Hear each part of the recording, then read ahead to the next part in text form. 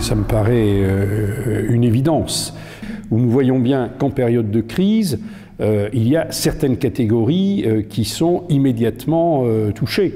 Et quand la crise s'aggrave, on voit bien qu'il y a les jeunes, les seniors, mais aussi, on l'oublie, les gens qui sont bien sûr sur des contrats précaires, les CDD, les intérimaires, mais on voit bien aussi que suivant les secteurs d'activité, suivant les régions dans lesquelles vous habitez, les dispositifs qui permettent de revenir vers l'emploi ou qui permettent de vous adapter à l'emploi ne sont pas du tout comparables. Alors il y a eu des efforts, c'est vrai, ces dernières années, mais ces efforts malheureusement ont souvent été remis en question. Je pense par exemple au Fonds paritaire pour la sécurisation des parcours professionnels, le FPSPP, dont les moyens ont été très vite rognés, alors que c'était précisément une de ses finalités que de corriger ces tendances, je dirais, malheureusement spontanées.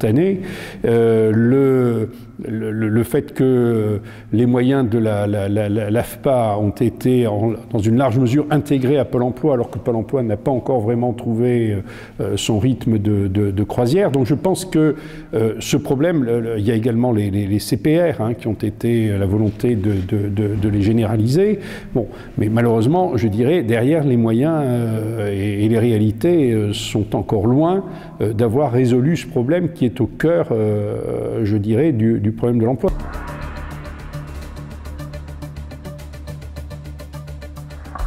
François Bayrou, dans son programme, attache une importance considérable à la formation. C'est un des volets essentiels de son projet, produire et instruire.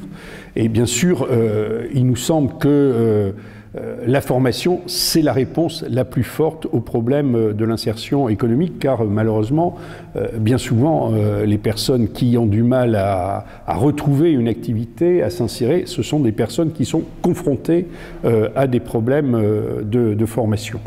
Et François Bayrou attache aussi, il l'a affirmé encore récemment, beaucoup d'importance aux solutions de proximité et aux réponses de proximité, et notamment au rôle de ce qu'il appelle les corps intermédiaires, le monde associatif.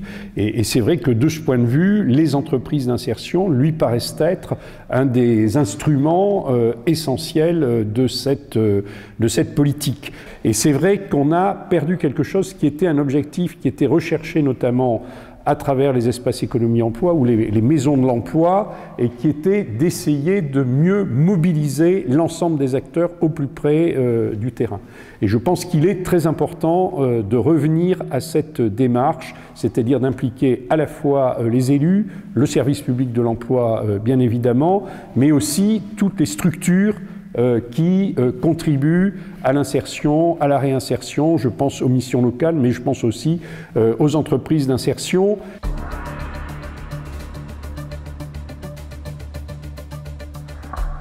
Celles qui nous paraissent essentielles, d'abord, première proposition, c'est la formation et la formation en direction des publics, si vous voulez, qui sont les plus éloignés de l'emploi.